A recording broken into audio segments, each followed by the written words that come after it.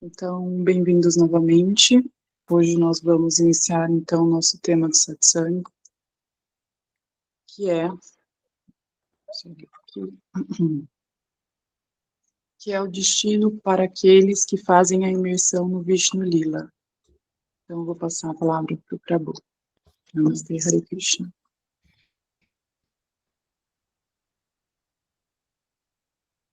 Muito bem.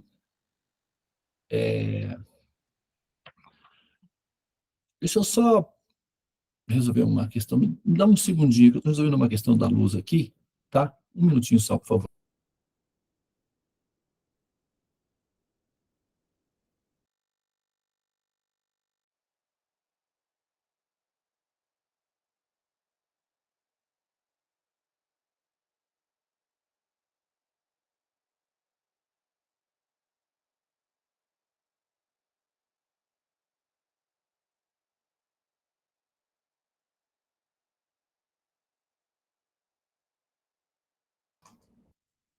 Acho que agora sim. Muito bem, muito bom dia a todas as pessoas que estão aqui na sala. Namastê, Hare Krishna, Hare Krishna, Krishna Krishna, Hare Hare, Hare Rama, Rama Rama, Hare Hare. Ó energia suprema, amor divina, ó Mahamanta, libertador do ser, desperta-me, eleva-me, envolve-me, protege-me. Hare Krishna, Hare Om, Shanti, Namastê, Om Tat Sat, Hare Krishna. Muito bem, olha, nós estamos... Aí perdi a luz novamente. Saia, Tamassoma, Jyotirgama, saia da escuridão, venha para a luz. Ok? Bom, eu queria, nós vamos... O tema de hoje é uma sequência do tema que nós estamos elaborando já há algum tempo. Nutrir a nossa consciência de informação, como nós sabemos, refina o espírito, purifica o intelecto, nesse caso específico, também melhora a sua lente de compreensão transcendental. O caminho da realização plena é feito por dois processos, que são como dois trilhos por onde o trem segue adiante, tá? Um é o caminho que produz as condições para o segundo caminho, que é o sadhana. Esse caminho chama-se Vaidhi Bhakti, que significa purificar o coração, calibrando os chakras, desobstruindo o sistema neurológico, descalcificando a glândula pineal com o sol, os primeiros raios do sol. Eu já falei algumas vezes aqui, né? É sempre bom mencionar o que acontece com os primeiros raios do sol, tá? Ah, Devananda, isso aí é coisa dos indianos, é lá do outro lado do mundo, eu moro aqui do... Não é assim, não. Preste atenção. Funcionamento. Ó, a luz solar tem várias frequências, tá? Tem várias, por isso que quando você vai, tem frequência ultravioleta, raio-x, tem várias frequências, a luz solar, tá? Os nossos olhos não captam todas as frequências.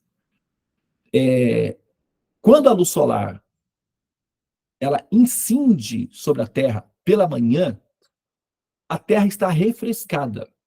Essa luz solar é diferente da que incide sobre a Terra ao meio-dia, por exemplo, onde, né, a temperatura já está elevada. Durante a noite, ocorre um processo, normalmente, né, hoje, por exemplo, está cheio de neblina aqui, está um dia super legal, assim, um dia muito aconchegante para ficar na cama, pegar uma pipoquinha e, sabe, curtir um filmezinho, ou então, como é que é? O Djavan? Um dia frio, um bom lugar para ler um livro, o meu pensamento tá ligado em você, sem você eu não vivo. O Djavan, né? É um dia excelente para isso daí, um dia muito gostoso. Então, o que acontece? Normalmente, durante a noite, a Terra esfria. O lado da Terra que não está incidindo sobre o Sol, ela esfria, ela refresca. E sobe uns orvalhozinhos, que são gotículas de água. E fica suspenso no ar. Então, quando os primeiros raios do Sol incidem sobre a Terra, ele vai interagir com essas gotículas de água. Então, vai se misturar o elemento fogo com o elemento água. Em astrologia, nós chamamos isso de Gandanta, que é uma fenda no tempo, por onde os seres podem passar e liberarem-se dos renascimentos. A combinação do elemento fogo com o elemento água. Essa junção, em astrologia, é objeto de estudos. Tá? Isso acontece naturalmente todos os dias, pelas manhãs, sem que você precise fazer o curso de astrologia do Devananda, que, ai meu Deus do céu, é tanta coisa para estudar, minha cabeça não aguenta. Melhor nem começar. Mas aí, já está lá o Gandanta acontecendo biologicamente, naturalmente, sem você perceber. Ah, mas Devananda, eu não sei de nada disso, então para mim, tanto faz como tanto fez, passou batido. Não é assim que funciona. Porque você pode não estar consciente de nada disso. Porém, você acha que o Supremo ia deixar um equipamento dessa magnitude nas suas mãos? Você acredita que realmente você tem o controle completo da máquina? Não é bem assim. Tá? A máquina tem um funcionamento automático. Você, por exemplo, nem sabe como é que o seu coração está batendo agora, nesse momento, mas ele está. As sinapses do sistema neurológico estão funcionando a 1000 por hora. E você não está lá, vamos lá, neurônio, é agora, estamos juntos, vem, vamos. Você não está precisando fazer nada disso. Eles já estão funcionando. Tem tanta coisa na dimensão do seu corpo que funciona sem você ter a menor ideia. E ainda você acha que você está no controle? Tá bom, vamos seguir adiante. Então, tem uma função no nosso sistema neurológico que é controlado por essa bendita, tão falada glândula pineal, que é real. A glândula pineal, ela tem a sua parte hardware, que é uma glândulazinha, né? É uma amígdala, na verdade, né? Tem lá a parte hardware, que você pode abrir o cérebro, pegar, olhar, fotografar, estudar e tal, é a parte hardware dela. E tem o aspecto software, que são os aplicativos que fazem funcionamento nesse equipamento. É como o celular. Você tem o celular, hardware, parte dura.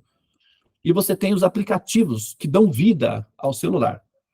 Então, esses aplicativos, softwares, que funcionam na glândula pineal, têm a responsabilidade de captar sinais de muito longe no sistema, do ponto de vista biológico, de muito longe no universo. Então, a glândula pineal reage a uma explosão de uma supernova, que está a milhares de anos-luz daqui. Ela reage.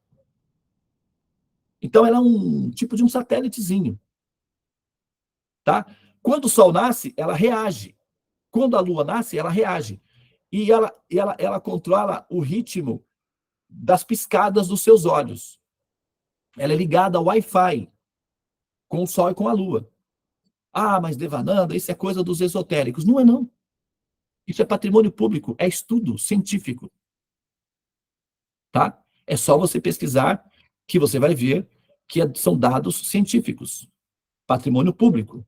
A glândula pineal, a parte hardware dela, reage com o nascer, reage com o nascer da Lua, reage com o nascer do Sol. Ela reage biologicamente. Então, ela está ligada por software a esses dois equipamentos aí. Tá? Então, a glândula pineal, ela, quando acontece, eu não vou entrar nos detalhes mais profundos do funcionamento técnico dela, nível software. Eu vou só falar aqui no nível hardware, que é biológico, que é o que a gente está mais próximo de nós. Quando os primeiros raios do Sol incidem sobre a Terra e interagem com as gotículas de água e forma uma combinação química que é absorvida pelo sistema neurológico e interpretada pela glândula pineal. Ela é metabolizada pela glândula pineal. Porque quando o Sol está nascendo, a glândula pineal floresce, porque ela reage biologicamente a isso. E no florescimento dela, absorvendo essa combinação de elementos fogo e água, ela então é uma espécie de adubozinho numa planta. É uma espécie de como que regar uma plantinha e colocar um adubozinho. A planta cresce, que é uma maravilha, dá um monte de abroba, se você fizer isso. Quem está na roça sabe, né, Christian? É nóis. Quem é da roça sabe que funciona. Jardineiros também sabem, tá? Então, a glândula pineal tem essa função. Nesse horário pela manhã, ela é regada, ela é nutrida, ela é alimentada. Então, aqueles que estão acordados, despertos, predispostos. Ah, mas Devananda, eu moro num apartamento, não dá nem para ver o sol, está nublado aqui, sempre poluído. Não tem nada a ver. Isso não interfere absolutamente em nada. Paredes, poluição, nada interfere absolutamente em nada. O processo se dá independentemente das condições externas. A glândula pineal, ela é nutrida nessas condições. É claro que se você estiver num ambiente, né, natural, na natureza, vendo o sol nascer, aí você vai experimentar essa potência com muito mais intensidade, é um fato. Mas mesmo na cidade ela se dá. Você só não sente a força intensa, porque você está, né, numa atmosfera poluída, então existem muitas pessoas transitando ao seu lado e, enfim, né, cria uma interferência aí. Mas o processo da nutrição e da descalcificação da glândula pineal se dá. A glândula pineal, estando descalcificada, atualizada, engraxadinha, ela fica funcional, para a qual ela foi construída. Então, o ser, nessas condições, consegue entender temas de natureza metafísica, que é a parte software da glândula pineal. Então, essa pessoa que tem o hábito de acordar pelas manhãs para meditar, para orar, ou simplesmente para respirar, melhora o potencial de compreensão do sentido da existência, que é a transcendência, e também produz hormônios que são naturalmente, olha só, quem diria, antidepressivos naturais que funcionam. Entende? Então, vocês reparam que na natureza, só os seres humanos burlam o sistema biológico perfeito de acordar pelas manhãs? Todos os demais seres acordam com o sol. Já repararam isso? Borboletas, passarinhos, as plantas, os animais, todos seguem o fluxo biológico da criação. Os únicos que sabotam esse fluxo são os humanos. Curiosamente,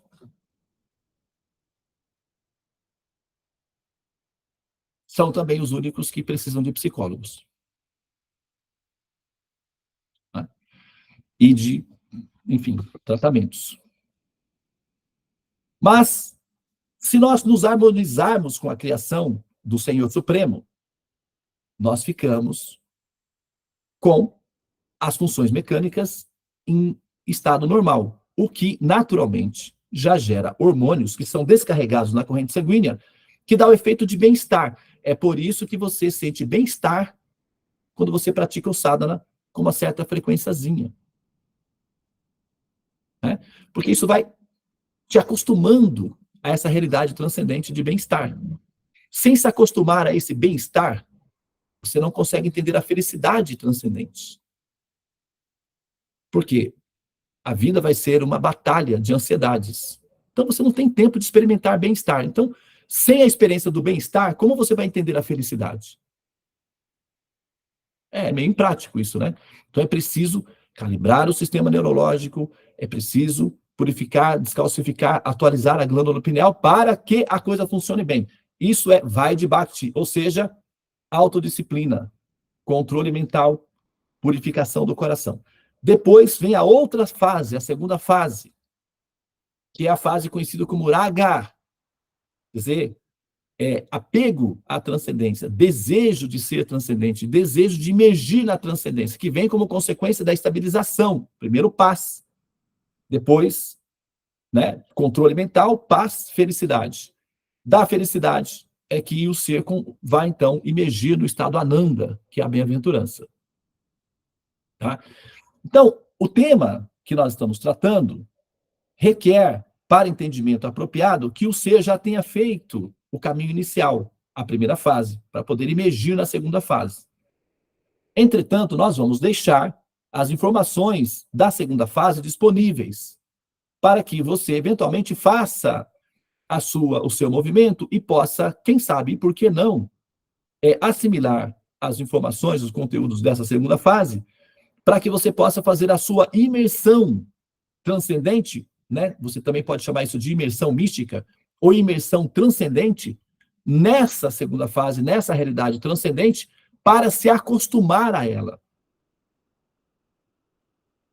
Para aqueles que estão exercitando ou vivenciando essa segunda fase, eventualmente é-lhes permitido pequenas imersões diretas ou orgânicas na realidade transcendente, como degustação para que o ser possa decidir entre imergir na transcendência ou voltar para o samsara. Sem fazer uma degustação, você não consegue tomar a sua decisão final. Sem a degustação, a sua decisão já foi tomada. É aqui que eu estou, é aqui que eu fico. Daqui não saio, daqui ninguém me tira. E eu quero ver. A nossa decisão mental já está tomada. Não tem essa? O pessoal fala esse ditado? Aqui eu fico, daqui eu não saio, daqui ninguém me tira. Não é assim? Não sei se é esse o ditado certinho, né? Alguém sabe o ditado aí? Daqui, é isso mesmo, né? Daqui eu fico, daqui eu não saio, daqui ninguém me tira. Então, a nossa decisão de nascer e renascer e morrer já está tomada. Nós já tomamos as decisões centenas de vezes antes e todas elas deram certo. Nós somos experientes em morrer. A nossa experiência é incrível. E a gente sempre vence. Nascemos, renascemos, vivemos e zás! Olha lá, vencemos de novo. Para renascer novamente, para vencer de novo. Então, essa nossa capacidade de vitória nos renascimentos já está certa. A gente já tem essa experiência, que é a experiência do cativeiro, que é a experiência do nascer e do morrer. Já está integrado em nós. Está tudo bem. Isso já está resolvido. Agora, o que você precisa, o que nós precisamos, é de uma experiência fora dessa experiência para que a gente possa ter uma alternativa de decisão. Então, como a gente vai tomar uma decisão sem ter uma degustação? Oi, meu filho, mais vale um passarinho na mão que 2 voando. É o que era farinha pouca, meu pirão primeiro. A nossa mente imediatista vai sempre jogar para essa direção. Eu tenho isso daqui, é com isso que eu fico. Eu não vou abrir mão do que eu já tenho, por uma coisa que eu não conheço. Eu estou com medo de fazer isso. Para com isso, para de me perturbar, me deixa eu quieto aqui no meu canto. Então tá. Aí vai, a vida vai, e a pessoa renasce de novo. Não adianta. Não pense que a cabeça aguenta se você parar. A coisa chama-se samsara, renascimento. Não é legal. Vai por mim. Pode perguntar a outras pessoas para você ver se é correto, se é legal esse negócio de renascer. Eu não sou o único que fala que não é legal, mas eu já sei que não é. Muito bem, então, para fazer essa experiência interna, você precisa de informação, de conhecimento e de exercício didático de imersão. Você tem que interagir com essa realidade transcendente, senão não acontece. Você precisa de estágios. Mas como é que você vai fazer estágios sem conhecimento? Então, a gente vai tentar aqui deixar alguns vestígios, né? Alguns sintomas desses conhecimentos, algumas informações, para que, quem sabe com isso, né, você se inspira em querer saber mais sobre essas condições de interação. E aqueles que o quiserem fazer, interagir mais, nós temos um grupo interno, chama-se Krishna Lila, para essas funções. Tá bem? E esse programa da manhã é um dos frutos desse grupo interno que nós temos, que é o Krishna Lila, que não é obrigatório participar, é só para aqueles que se inspiraram em aprender mais.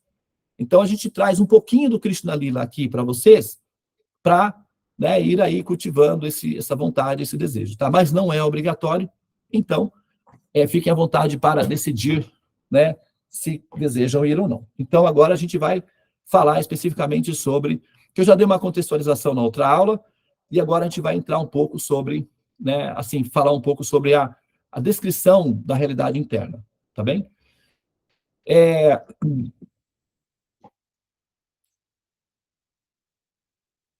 A transcendência,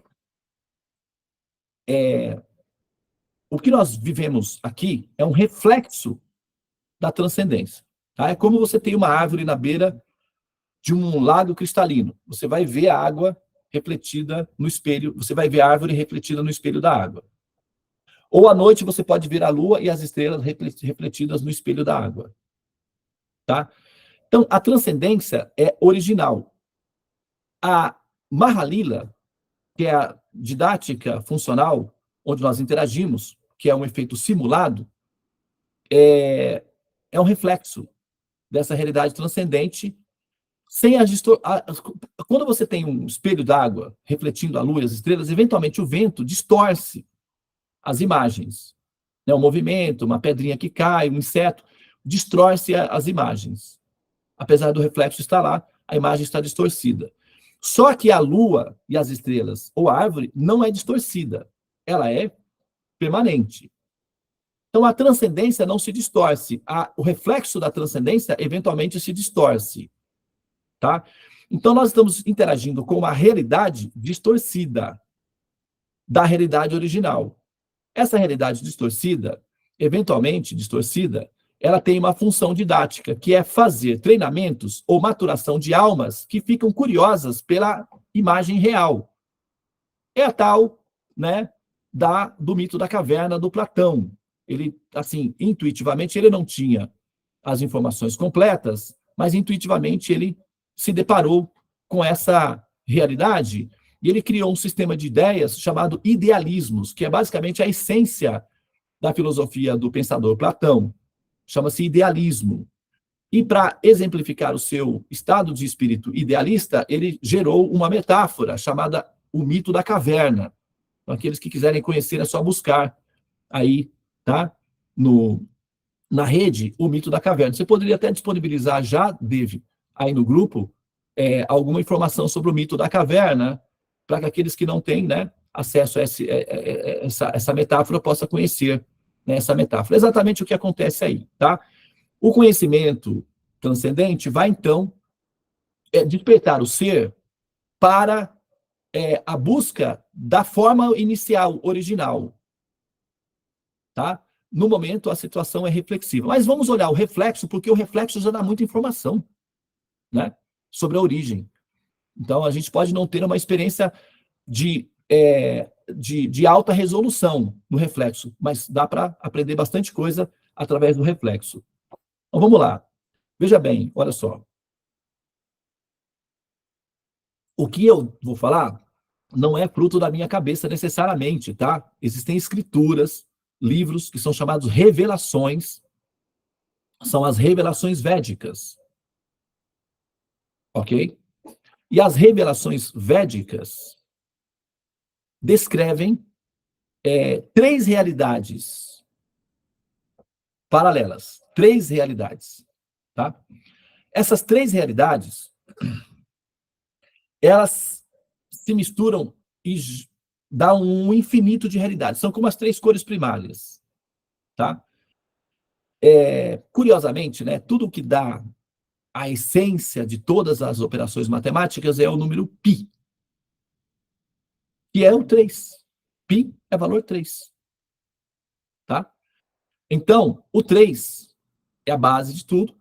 O Om, né, o Om sagrado, o Omkara, tem ali especificamente, explicitamente o 3, indicando qual é a direção. O 3 gera o infinito. 2, não. Porque nós temos uma realidade tridimensional, a gente tem a variedade. Bidimensional, você tem uma tela de TV, como você está vendo aí. A sua tela do seu computador é bidimensional. Mas você não pode entrar nela. Então, fica com uma imagem. A realidade que você interage, que você levanta, vai para a sua cozinha e toma um copo de água, é tridimensional. Então, tem profundidade. Aí você interage. Existem outras realidades. Tá? A nossa é tridimensional. Mas já está bom para começar, porque já é o suficiente para gerar o infinito. Agora, os Vedas descrevem, porque assim, Krishna pessoalmente, ele diz o seguinte: se você gosta dos fantasmas, naturalmente você vai ficar com eles. Ao abandonar o corpo, você vai para onde você estiver pensando na hora que estiver abandonando o corpo. Ah, Devananda, eu não paro de pensar no meu cachorrinho. Ótimo. Pode ter um renascimento assim. Muitas pessoas nascem como animais e vivem experiências como animais, depois retornam nas formas humanas. Não perde a evolução. Nascer como animal não significa regredir na evolução. Tem pessoas que nascem como animal, aprendem lealdade, obediência, dedicação, o que não tem na forma humana. Então vai lá, numa vida animal, aprende um pouquinho e volta novamente na forma humana com a qualidade adquirida e vai para frente. Não é um retrocesso. É um estágio para aprender uma qualidade que não está disponível. Então, tem muitas pessoas que, né, os animais fazem coisas que só humanos fariam. Então, fica bem evidente que não se trata de um animal especificamente, mas, né, tem outros detalhes também que justificam isso, mas eu não vou entrar nos detalhes. Ah, mas Evananda, então eu estou pensando na minha avó, que eu, sabe, meus ancestrais. Krishna diz na Bhagavad Gita que se você está ligado aos ancestrais, se você adora os seus ancestrais, quando você abandona o corpo, você vai para os seus ancestrais. Se você adora os semideuses, ou se dedica aos semideuses, ou é devotada aos semideuses, às divindades, quando você abandona o corpo, você vai para as divindades. Você vai viver com elas. Se você cultiva os espíritos, se você convive com os espíritos e deseja estar entre os espíritos, quando você abandona o corpo, ora, você vai entre os espíritos. O universo é uma máquina de realizar desejos. Você decide qual é o seu. E ela corresponde. Agora, aqueles que me amam, aqueles que gostam de mim e são meus amigos, eu ofereço a eles a minha morada eterna, onde eles serão plenamente felizes na minha companhia.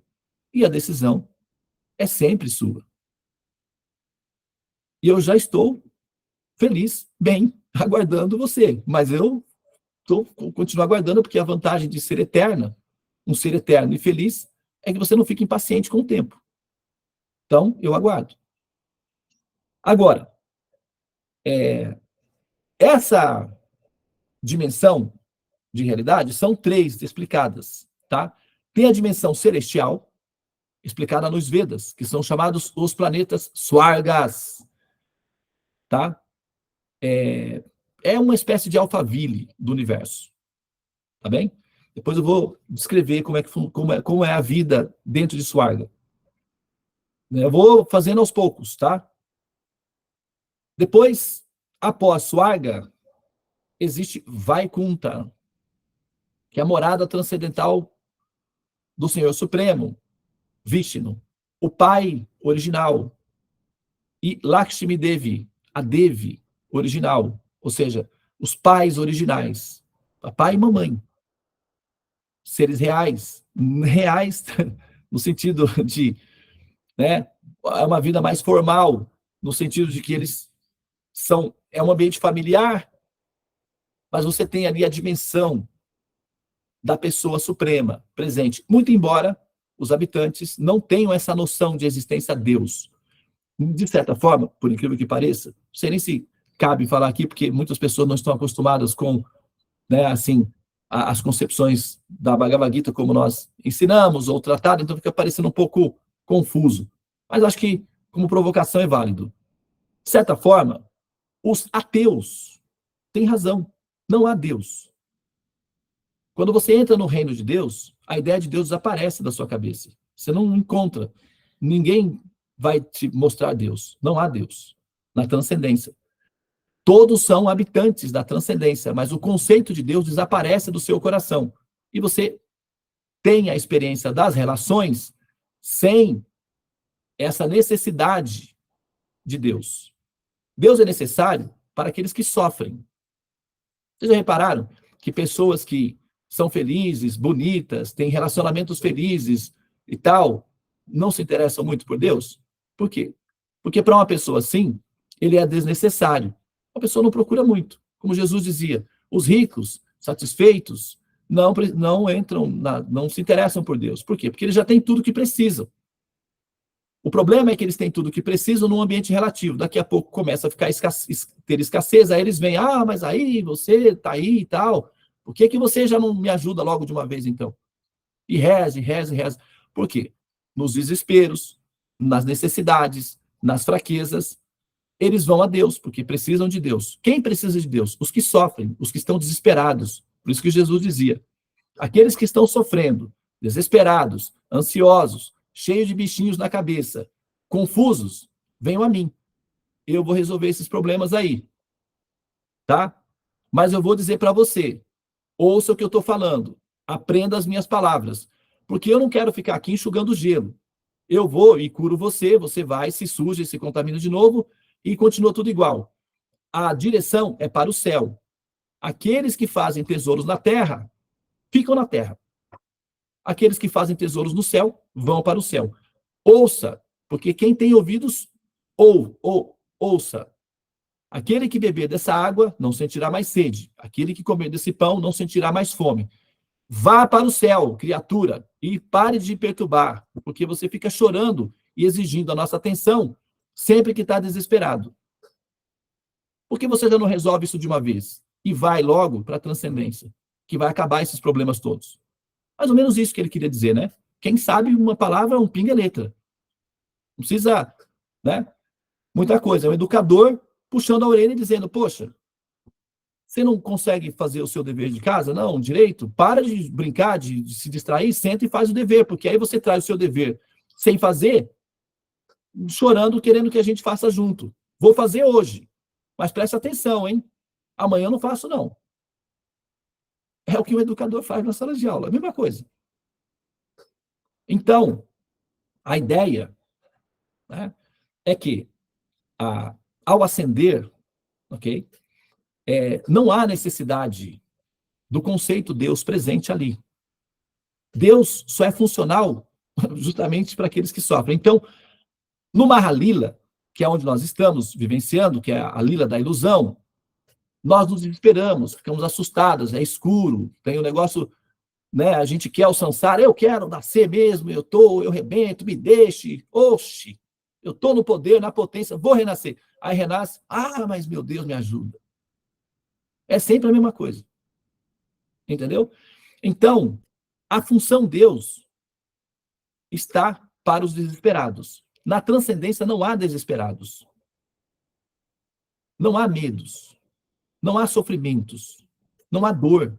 Não há angústias. O estado ananda e o prazer de amar continuamente é o que predomina nesse ambiente. Então, a ideia e a concepção de poder, de grandiosidade e tal, Deus não é necessária nesse ambiente onde todos são felizes. O que você encontra ali é uma pessoa querida, amiga, próxima, familiar. É assim que é a Vaikunta, a morada do Senhor. Então, nesse sentido, os ateus têm razão. Só que eles falam de um jeito que é distorcido, porque eles estão no reflexo, eles estão na Mahalila, então eles enxergam distorcidos. Mas ajustando direitinho, dá para aproveitar esse contexto aí. Tá? Mas isso é, né, da filosofia em si. Então, nós temos os planetas celestiais, que acontece dentro do ambiente do Mahalila, que é a simulação. Um pouquinho acima dos celestiais, tem Vaikuntham, que é como, né, nós estamos falando aqui, e tem Vaikunta,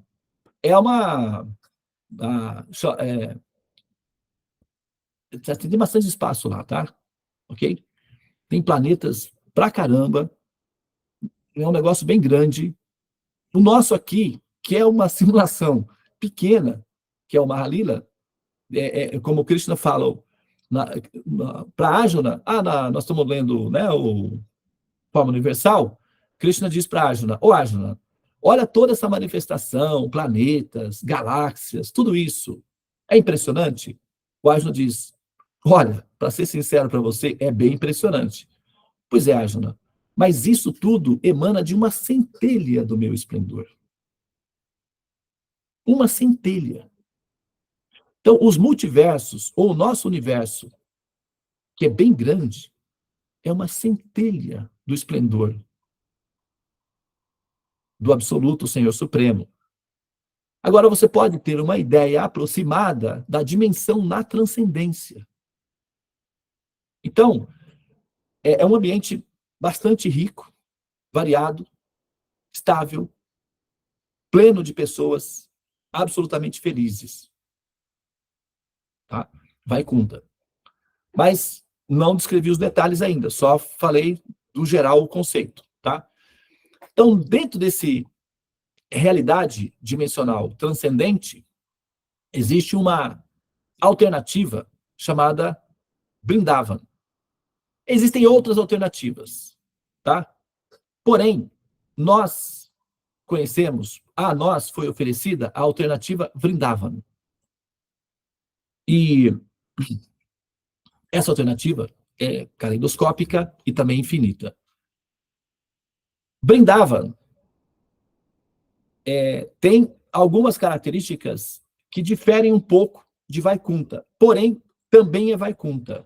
Está dentro da transcendência, faz parte da transcendência, com uma pequena variação de humor, de sabor, para que as almas possam decidir, né, como elas querem viver, como elas querem passar as férias da eternidade, como elas querem se divertir, como elas querem amar, comer e rezar. Não, não há rezas em Vrindavana e também não há rezas em Vaikunta.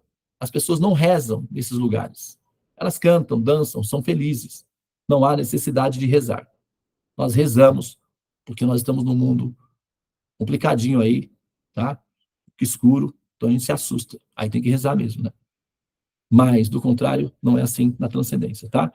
Muito bem. Então, só para a gente estabelecer aqui um primeiro critério de entendimento, nós temos 3 níveis acima da dimensão de realidade em que nós estamos interagindo aqui, tá? Nós temos os planetas celestiais, que ainda é dentro da simulação do Mahalila, onde nós estamos interagindo, e depois, acima, a Vaikunta, e dentro de Vaikunta, a alternativa chamada Vrindavan. Ok? Até aqui, tudo bem? Compreendidos? São 7h30. Muito bem.